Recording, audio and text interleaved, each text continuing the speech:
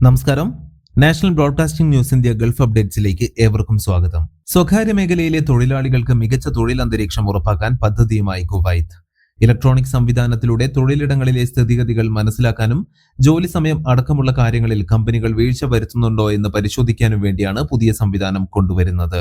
ഇതിലൂടെ രാജ്യത്തെ തൊഴിൽ അന്തരീക്ഷം മെച്ചപ്പെടുത്താനും തൊഴിലാളികളുടെ സുരക്ഷ ഉറപ്പാക്കാനും കഴിയുമെന്ന് public authority four man power വ്യക്തമാക്കി. വിനോദസഞ്ചാരികളെ രാജ്യത്തേക്ക് ആകർഷിക്കാൻ പുതിയ പദ്ധതിയുമായി കുവൈത്ത് രംഗത്ത്. രാജ്യത്തേക്ക് വരാൻ ആഗ്രഹിക്കുന്ന സഞ്ചാരിക്ക് വിസയും മറ്റു വിവരങ്ങളും ലഭ്യമാക്കാനായി വിസിറ്റ് കുവൈത്ത് എന്ന പുതിയ പ്ലാറ്റ്ഫോം ആരംഭിച്ചു. ഇതിലൂടെ കുവൈത്ത് സന്ദർശിക്കുന്നതിനുള്ള വിസിറ്റ് വിസയും സാംസ്കാരിക വിനോദ പരിപാടികളിൽ പങ്കെടുക്കുന്നതിനുമുള്ള ടൂറിസ്റ്റ് വിസ ലഭ്യമാക്കുമെന്ന് സാംസ്കാരിക മന്ത്രി അബ്ദുർ റഹ്മാൻ അൽ മുഥൈരി അറിയിച്ചു.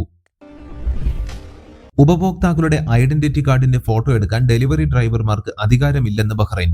വ്യക്തികളുടെ സ്വകാര്യതയും ഡാറ്റ സുരക്ഷയും ഉറപ്പാക്കുന്നതിന്റെ ഭാഗമായാണ് തീരുമാനം. ഇത് സംബന്ധിച്ചുള്ള പുതിയ നിയമം നിലവിൽ വന്നതായി പേഴ്സണൽ ഡാറ്റ പ്രൊട്ടക്ഷൻ അതോറിറ്റി അറിയിച്ചു. ബഹ്റൈൻ പേഴ്സണൽ ഡാറ്റ പ്രൊട്ടക്ഷൻ നിയമം അനുസരിച്ചാണ് ഐഡന്റിറ്റി കാർഡിന്റെ ഫോട്ടോ എടുക്കുന്നതിന് വിലക്ക് ഏർപ്പെടുത്തിയിരിക്കുന്നത്. ശൈത്യകാലം ആരംഭിച്ചതോടെ രാജ്യത്ത് പനി, ശ്വാസകോശ അണുബാധ തുടങ്ങിയ രോഗങ്ങൾ വർദ്ധിക്കുന്നതായി ഒമാൻ. കഴിഞ്ഞ വർഷത്തെ അപേക്ഷിച്ച് ചികിത്സ തേടുന്നവരുടെ എണ്ണം വർദ്ധിച്ചിട്ടുണ്ട്.